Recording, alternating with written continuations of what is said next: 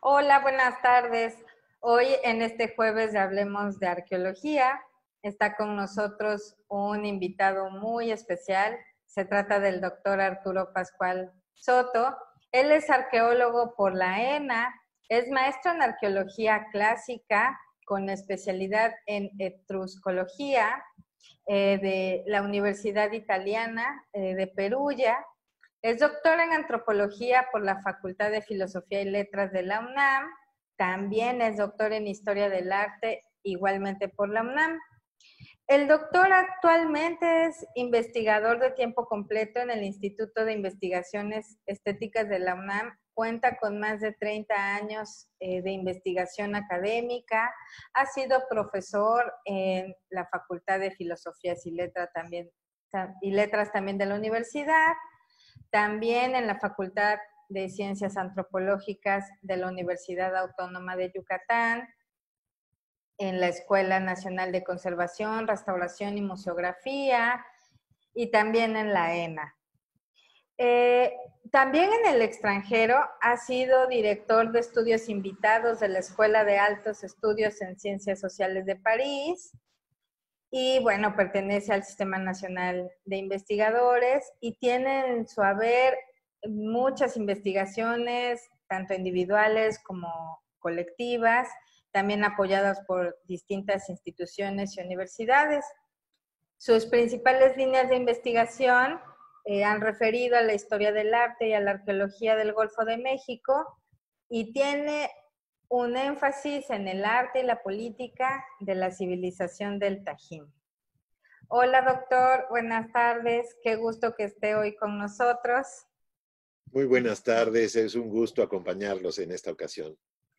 Es muy grato que haya aceptado platicar con nosotros, como ya le comentaba, y a mí me encantaría que nos platicara sobre las últimas investigaciones en el Tajín, que es algo que es de mucho interés, Tajín siendo un sitio patrimonio de la humanidad.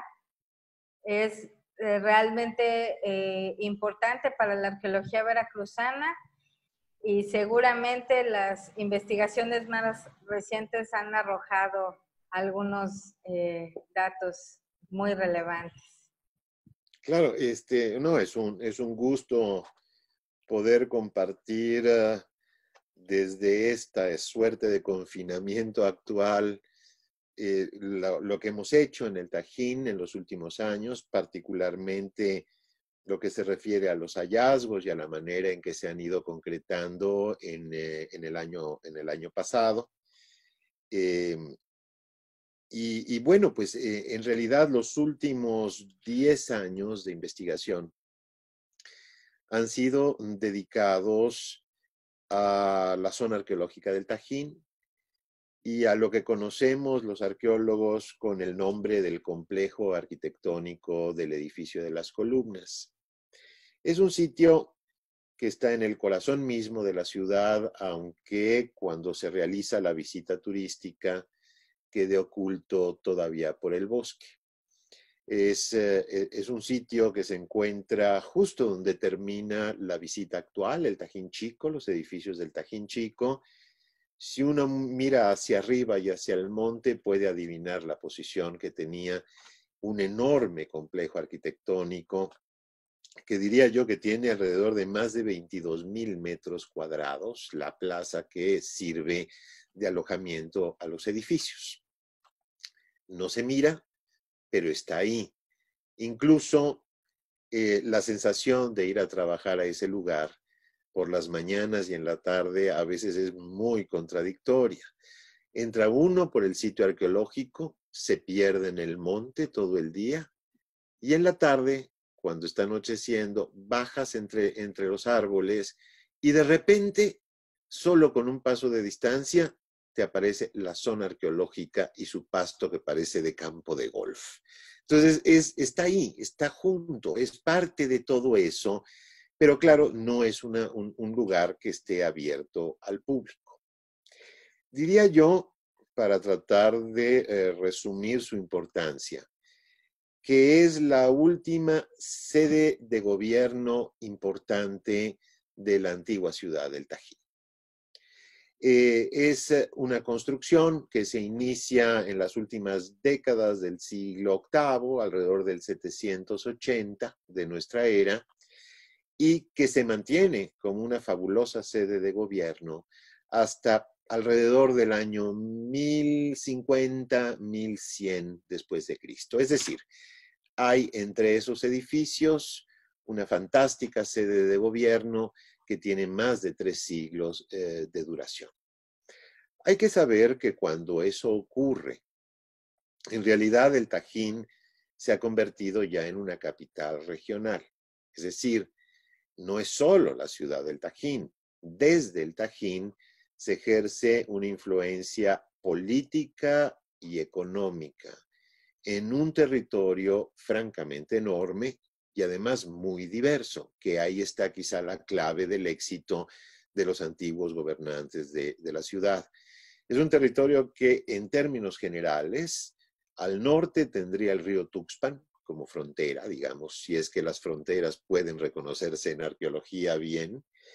Hacia el sur, la Sierra de Chiconquiaco, ¿no? Es decir, pocos kilómetros de distancia del puerto mismo de Veracruz, y la montaña de Puebla y de Veracruz, que la montaña, justo el parteaguas, del parteaguas hacia el oriente, hacia el Golfo, es un territorio además que le permite a esta civilización del Tajín tener incluso a la mano recursos tan importantes como fueron en época antigua la obsidiana.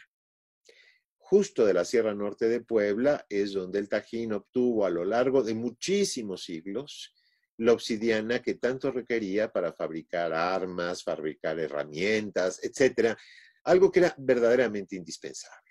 Entonces, lo que quiero señalar con una descripción así tan general de un territorio es que el Tajín no estaba solo.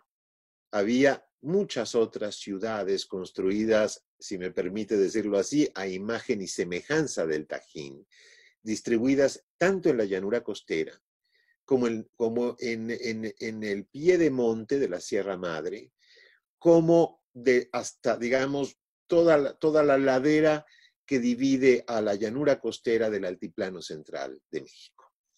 No voy más lejos, Yohualichan, que lo tenemos muchos en la mente. Es un sitio arqueológico cerca de Cuetzalan, en Puebla. Está muy arriba en la montaña, pero también está muy cerca de las fuentes de obsidiana, en tierra fría, y está construido tal y cual como se hacía en el Tajín, con rasgos arquitectónicos como los nichos y las cornisas voladas, que son indudablemente característicos del modelo cultural de esta civilización. Así que, a partir, digamos, para cerrar números del año 800, el edificio de las columnas y su enorme complejo arquitectónico se convierten en la sede política, en la sede de gobierno, no solo de la ciudad, sino de ese inmenso territorio. Ahora, el edificio de las columnas y su conjunto fue estudiado en los ultimísimos años de los 30 del siglo XX, para cerrar números 1940, un poco antes, por Wilfrido Dussolier. Interesante, fue el primero que intentó hacer una secuencia cronológica a partir de cerámica, digamos una visión muy moderna en ese momento del quehacer arqueológico.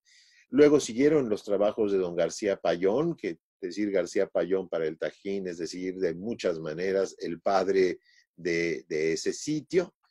Y más adelante, en los primeros años los primeros 3, 4 años de los años 90 del siglo XX, el proyecto Tajín a cargo del doctor Bruggemann también se concentró varios meses en el edificio de las columnas. Hay que decir, tanto Dussolier en estas primeras excavaciones, como García Payón y el doctor Bruggemann, que en realidad lo que buscaban era la consolidación del edificio, se concentraron en un solo edificio. Claro, en el edificio más importante del complejo, que es el que conocemos como edificio de las columnas, y su trabajo era más un trabajo de consolidación del enorme, la mole arquitectónica enorme que corresponde a este edificio. Dussolier no. Dussolier en realidad estaba concentrado mucho más en el tema de la investigación. De ahí el asunto que tiene que ver con la investigación sobre la cerámica. Ahora, nosotros lo que hemos hecho a partir de 2009 es sí interesarnos por el edificio de las columnas, pero también por otros grandes edificios del conjunto. Aquello fue construido, al parecer, todo al mismo tiempo. Es decir, hacia el 780, en esos 22,000 metros cuadrados o más, se construyeron al mismo tiempo 2 grandes pirámides y una enorme cantidad de plataformas. Claro, esos proyectos originales van a ir cambiando, puesto que cada uno de los edificios tiene por lo menos 4 reformas constructivas y algunas muy importantes. Es decir, el aspecto que tiene hoy la plaza y su conjunto arquitectónico es el aspecto que le confirieron los últimos gobernantes del Tajín hacia el año 1100, y no su aspecto de origen, que es cuando se comienza a construir todo de un solo golpe. ¿Por qué el doctor Brueggemann y por qué don García Payón se concentran en uno de estos grandes edificios? Bueno, porque resulta que incluso desde antes que llegara Dussolier al Tajín, se sabía que el edificio de las columnas había tenido un enorme pórtico y que ese pórtico estaba sostenido, el techo, por una serie de enormes columnas de piedra con relieves historiados. Ya para los años 50, don Alfonso Caso, que fue el primero que estudió los relieves de manera seria, pudo darse cuenta que existía entre las representaciones de personajes, de guerreros, de procesiones, de templos, de magueyes, es decir, toda una historia sobre los últimos acontecimientos o episodios de gobierno de un gobernante tardío. Se pudo dar cuenta que había la referencia a un soberano y que esa referencia se hacía a partir de incluir un sistema de signos calendáricos en los relieves, es decir, utilizar el nombre de un mes y una notación numérica para poder establecer que ese personaje de nombre 13 Conejo era el gobernante, además, y esto ya lo sabemos ahora, don Alfonso no lo sabía, además de incluir a otros miembros del propio linaje que están referidos en los relieves y que aún no siendo el gobernante, corresponden a personajes de altísimo nivel de aquella sociedad pretérita. Entonces, claro, el edificio de las columnas tenía ese elemento adicional, que es descubrir al único gobernante cuyo nombre conocemos en el Tajín. Y eso, claro, generó una enorme expectativa en términos de la investigación.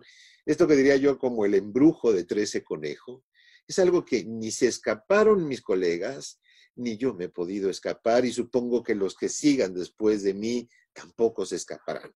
Es decir, es tener frente a uno una narrativa desde la perspectiva de esa sociedad, pero desde la perspectiva de un gobernante, sobre los últimos episodios incluso de guerra del Tajín en la región. Entonces, claro, eso lo convierte en una cosa maravillosa. ¿Qué ha cambiado de los trabajos del doctor Brueggemann a la fecha? En realidad han cambiado muchas cosas. Primero, porque han pasado casi 30 años, ¿no? Entonces, bueno, se esperaría que cambien en 30 años. Segundo, la orientación de las investigaciones. Nosotros estamos preocupados por proteger los edificios y hacemos todo lo que haya que hacer por proteger la estabilidad de los edificios. pero estamos orientados a la investigación de esa sociedad, de cómo produjo ese conjunto arquitectónico, pero también con la esperanza de poder reintegrar la ideología, cómo estaban organizados políticamente. Es decir, tratar de averiguar lo más posible sobre cómo vivían en aquel momento. Y claro, esto nos ha llevado a intervenir otros dos edificios. Uno que don García Payón le llamaba el anexo del edificio de las columnas, y esto es porque es la otra gran pirámide del conjunto, pegadita además al edificio de las columnas, y el edificio 40 que está justo a la mitad entre las dos grandes pirámides del conjunto. Hemos encontrado murales, hemos encontrado mucha evidencia de los 4 grandes períodos de construcción, pero incluso en los últimos 2 años hemos encontrado lo que aparentemente es la primera tumba de un gobernante en el Tajín. Subrayo aparentemente. Y es la primera construcción funeraria de una enorme complejidad arquitectónica colocada justo en el edificio 41, aquel que le digo que le llamaba don García Payón el anexo del edificio de las columnas, y que consta de una cámara, pero también consta de una escalera subterránea que permite comunicarlo con el templo. Es decir, desde la parte alta del edificio podría yo bajar una escalera y llegar a la cámara funeraria. Claro, era de esperarse que pudiera haber tumbas de gobernantes. De hecho, en el mismo proyecto del doctor Brueggemann, se supuso en algún momento que la habría en la pirámide de los nichos, que es así como el edificio emblemático del Tajín. Y claro, la excavación mostró que no había tal. Pero en este caso, pues hemos podido encontrar el recinto funerario. Enseguida me preguntaría usted, ¿y estaba alguien allá adentro? Le diría, estuvo alguien allá adentro. Lo que sabemos es que esa tumba se construye alrededor de las últimas décadas del siglo X. Luego se hace una reforma de la propia tumba. La escalera es majestuosa, la escalera son puros escalones monolíticos que se extienden alrededor de 9 metros hasta llegar dentro de la pirámide a la cámara funeraria. Y esta última reforma es la que corresponde a lo que hoy podemos ver de ella. Pero también sabemos que esta historia que le he tratado de pintar llena de gloria, de los gobernantes que llamamos en general del epiclásico, que son los gobernantes de estos años que le cito para el edificio de las columnas y su conjunto, es cierto que comienza con ese magnífico territorio, es cierto que es la capital regional de ese territorio, es cierto que son amos y señores en muchos sentidos, incluso del flujo comercial en la costa y del flujo comercial en la montaña. Pero las cosas comienzan de una manera hacia el año 800 y terminan de otra muy distinta hacia el año 1100 o 1150. No me voy a extender mucho sobre las causas porque como comienzan a aparecer tendría yo que argumentar largamente. Pero lo que sí quiero señalar es que ese periodo del epiclásico probablemente deberíamos dividirlo los arqueólogos en 2 fases. Una que terminaría sobre el 950, que para hacérselo sencillito es la gran época de esplendor de esos gobernantes del linaje de 13 Conejo, y del 950 al 1150, que es la época en que todos los problemas que se van a conjuntar para terminar con ese momento de la historia antigua del Tajín comienzan a aparecer. hasta que finalmente todo el conjunto queda prácticamente desocupado y incluso la sede de gobierno es probable que se traslade al Tajín Chico, es decir, aquello queda enmontado. Para 1150 ya no hay nada más que monte allá arriba. Pero, ¿qué es lo que sucede en pocas palabras? Lo que sucede en pocas palabras es que los gobernantes del último ciclo, es decir, de esta segunda fase, que son precisamente los que construyen esa tumba con sus dos reformas o con sus dos fases constructivas, son gobernantes que tienen muchísimos problemas. Y parte de esos problemas se observan en las columnas con relieves historiados a las que me he referido antes. Es decir, las guerras. Y si estas guerras las entiendo bien, y por el hecho que se usen magueyes para representar los escenarios de esas batallas, podrían estar utilizadas esas imágenes con la intención de referir el lugar donde crecen los magueyes. Entonces podríamos más bien entender que 13 Conejo, aquel que mandó a labrar esos relieves, en realidad quiere señalar episodios de batalla que, por supuesto, ganó y que se desarrollaron en territorios de tierra fría, donde están esos magueyes. Si yo le decía hace unos momentos Yogualichan en la Sierra Norte de Puebla, es porque esa fantástica ciudad construida como el Tajín está, mire qué curiosidad, a 80 kilómetros en línea recta del Tajín y a 80 kilómetros hacia arriba en línea recta de las fuentes de Oyameles, que son donde se obtenía la obsidiana que durante muchísimos siglos se consumía abajo en la llanura costera. Es decir, ¿qué sabemos incluso de las excavaciones? Bueno, las excavaciones de los rellenos constructivos de estos edificios, de los gigantescos rellenos constructivos de estos edificios, que si no fuera por los fondos de CONACYT, no podríamos realmente intervenir porque es algo particularmente complejo y costoso. Bueno, no han aparecido más que 15 fragmentos pequeños de navajillas. Esto es muy curioso, es decir, la gente del Tajín para estas épocas que le digo, está utilizando la obsidiana hasta sus últimas consecuencias. Y en pocas palabras, lo que sabemos es que quizá una ecuación rápida para efectos de nuestra charla podría ser Oyameles, las guerras y la poca obsidiana en el Tajín. El resultado de una ecuación de este tipo es probablemente que el Tajín está pasándola muy mal porque no logra obtener la obsidiana que normalmente obtenía para poder bajarla a la llanura costera y hacer sus propias herramientas, etc.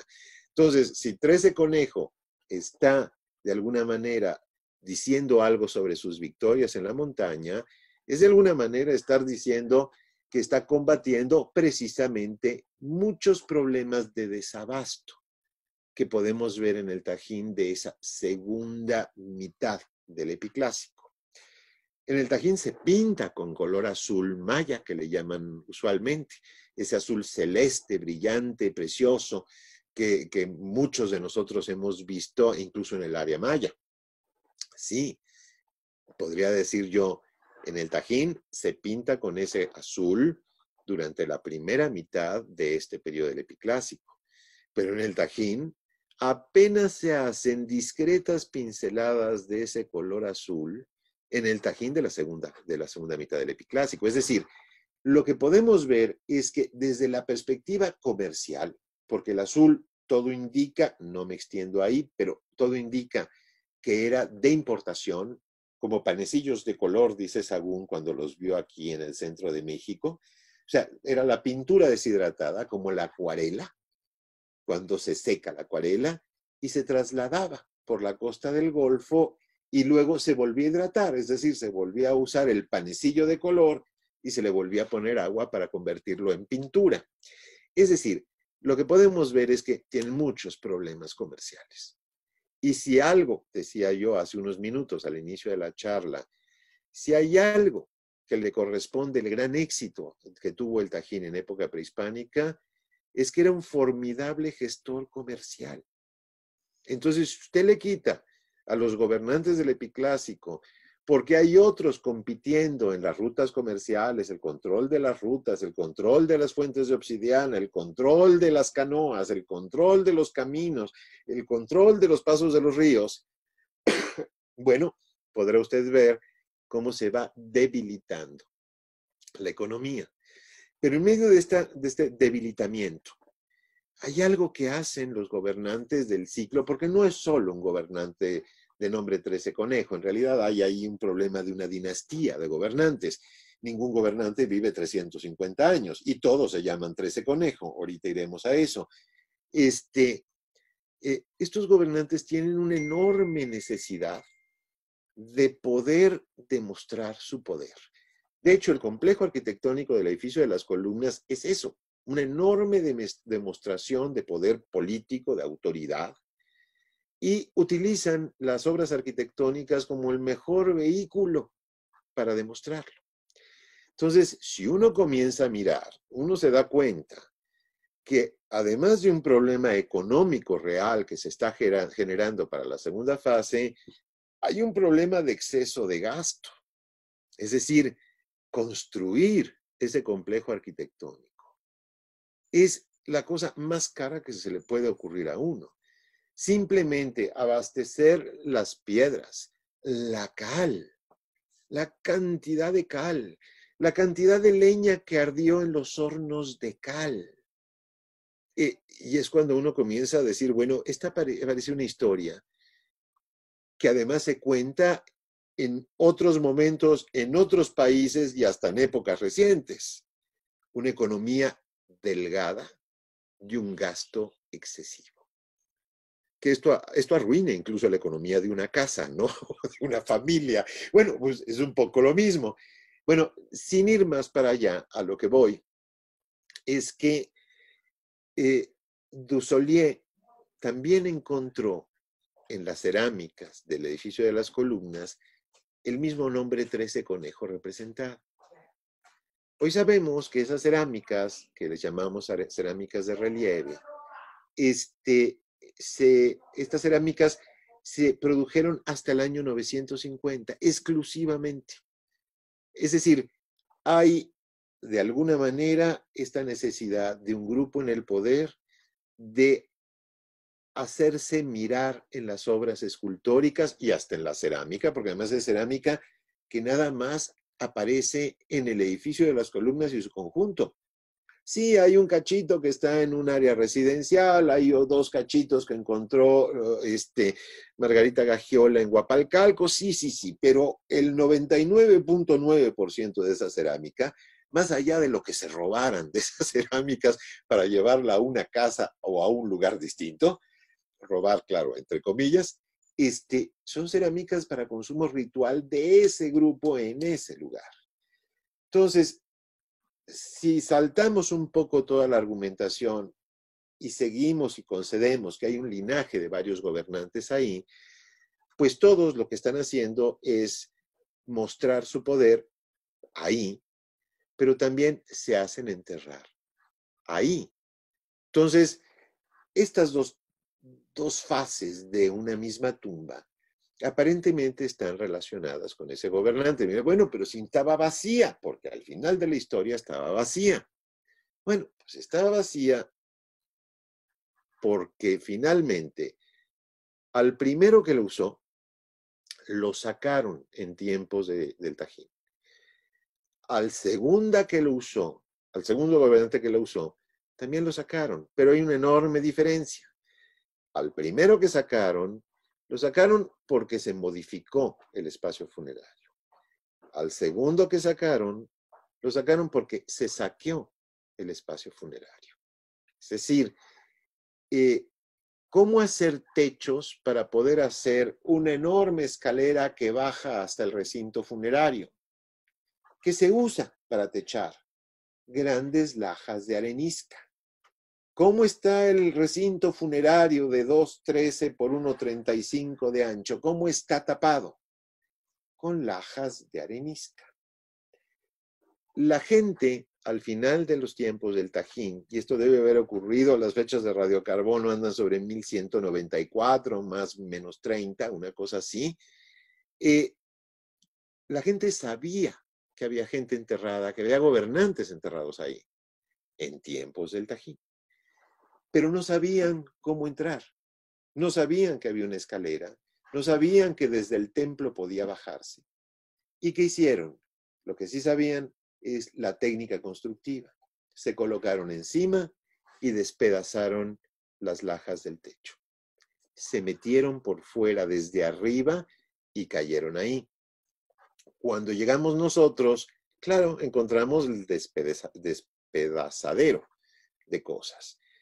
La ofrenda cerámica, platos y vasijas que venían del río Jamapa, muchas cosas de cerámica que vienen donde está usted ahorita, de toda la zona del Papaloapan, rizomas, algo que está muy relacionado con las tumbas, que son pequeños tubitos de piedra arenisca, que en realidad se trata de raíces petrificadas, de esas que hay en toda la zona de dunas del puerto de Veracruz, que también están llegando. Hay toda una serie de explicaciones por qué las usan, pero adentro nada. Todo despedazado. Bueno, comprenderá que muchos años invertidos en eso para buscar y encontrar en estas condiciones las tumbas, pues no es precisamente el premio que uno desea después de 10 años, ¿no? No es justo el escenario ideal. Y entonces, claro, a uno puede hacer dos cosas. O comenzar a llorar como Magdalena e irse, ¿no? Posibilidad una, además muy probable, muy cierta. O dos, decir, no es posible que esto me haya pasado y yo no me voy de aquí sin exprimir la tumba. Decidí la segunda. Y con ayuda del doctor Luis Barba y con ayuda del doctor René Cerritos de la Facultad de Medicina, el primero de ellos me dijo, haz un muestreo con estas características y vamos a ver qué hay en el piso. Cuando el doctor Barba encontró residuos orgánicos, claro, aquello era una alegría enorme, porque además mapeamos los residuos orgánicos, además de otras cosas, y el mapeo generaba un área de concentración específica como si fuera un cuerpo. Pero claro, nunca pienses en la posibilidad mejor, mejor piensa en la peor y trata de arreglarla para que cuando el argumento se presente sea lo más sólido posible. Pues el doctor Cerritos logró esas cosas que desde la arqueología parecen milagro. Desde los residuos orgánicos logró encontrar ADN antiguo. Y estamos en el proceso, nos cayó la pandemia y se suspendió todo el envío a laboratorios en la UNAM y también fuera de la UNAM. Y pues esto sí es como aquellos viejos programas de series de televisión que nos decían hasta el siguiente capítulo. Porque desde el punto de vista de argumentación, lo que tenemos es muy probablemente ADN humano, digamos, pero hay que secuenciarlo.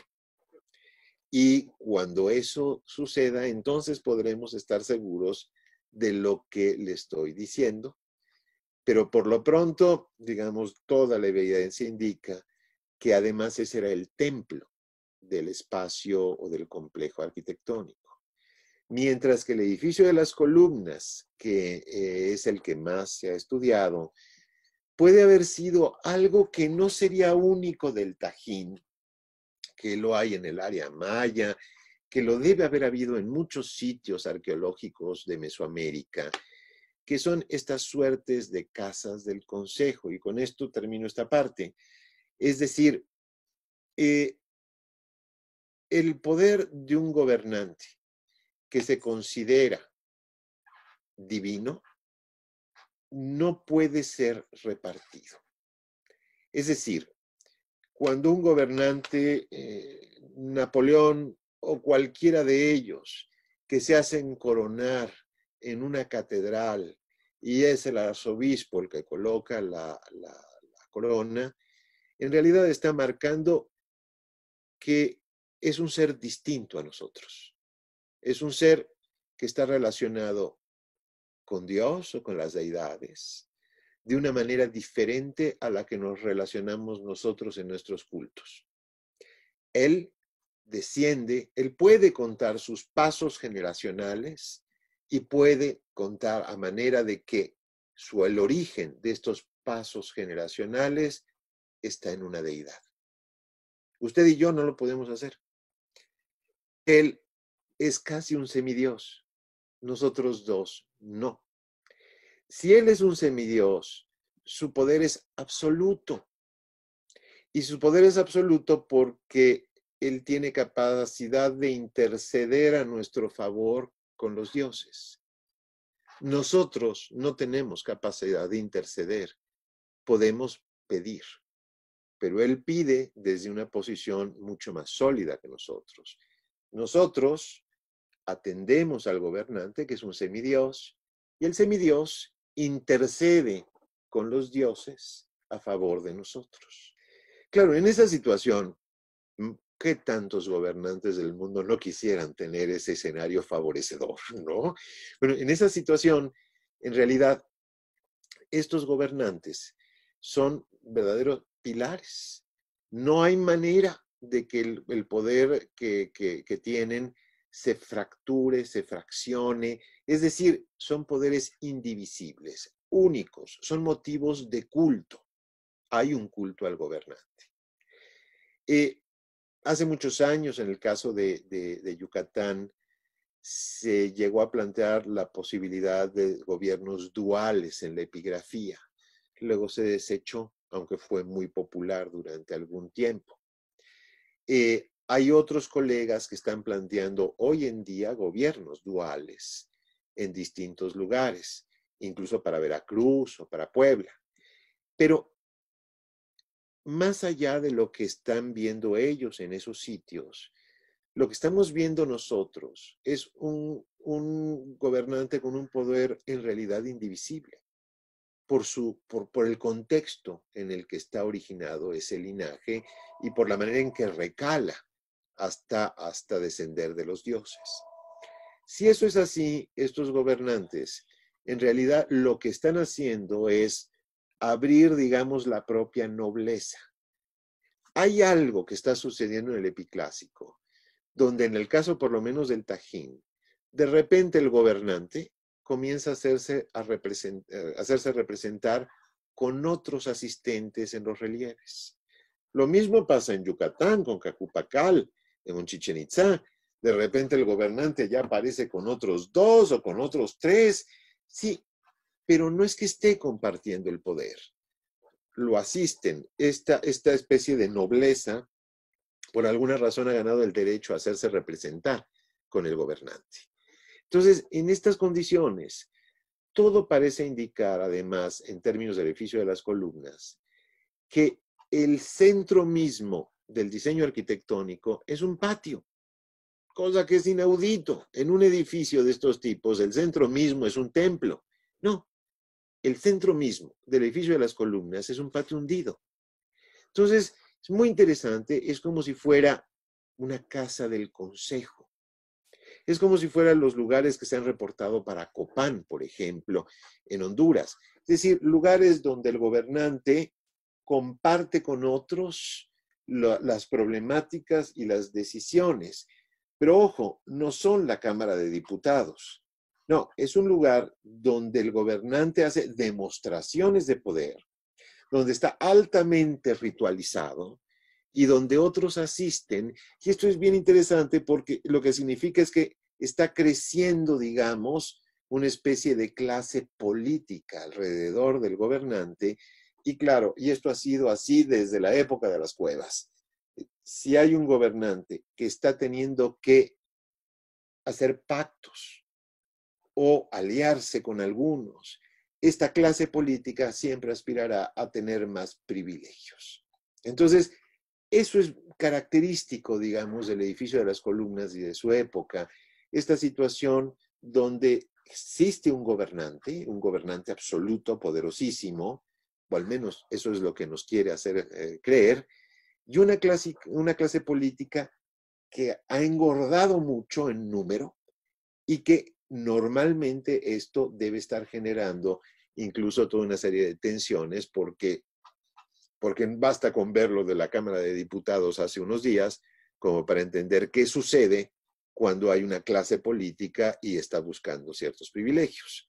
Entonces, es bien interesante esa época del Tajín, donde el gobernante tiene que ceder, tiene que pactar, tiene que aliarse, y esas tumbas son precisamente, o esa tumba es precisamente la de uno de estos ultimísimos gobernantes del Tajín, de estos que además están metidos en un periodo con una enorme complejidad económica, política, etcétera, que es la historia final hasta donde hemos podido mirar con nuestros trabajos de ese lugar concreto que es la sede del Tajín, ¿no? De la sede política. Más o menos corriendo y asumiendo cosas, ¿no? Doctor, le agradezco enormemente esta charla. Creo que a través de ella nos ha mostrado una fase muy importante dentro de la investigación arqueológica, que es la interpretación. Porque esto es lo que al final deseamos hacer todos los arqueólogos, interpretar con lo que hemos trabajado durante décadas. Y usted hoy nos ha contado esta historia de este edificio en el Tajín, haciendo una interpretación de todo lo que ocurrió ahí y cómo seguramente ante muchos de personas de nuestra audiencia, pues podemos ver que el Tajín sí es un sitio arqueológico monumental, precioso, pero estos edificios tienen una historia de habitantes, de una sociedad que tenía un sistema de organización muy complejo como el que tenemos ahora y que siempre ha existido, ¿no? Que todo esto es parte de contar una historia, de hacer una interpretación y que lo que nos diferencia de la historia son los métodos y las técnicas, pero este es uno de los fines últimos de la arqueología, tener una historia. Interpretación social, claro.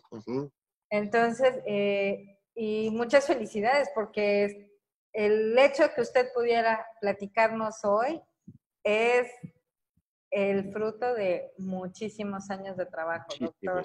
Muchísimos. Sí. Todos muy contentos además, ¿no? Claro. Realmente muy contento. Por Un gusto favor, saludarla. igualmente. Que esté muy bien. Hasta luego. Hasta luego.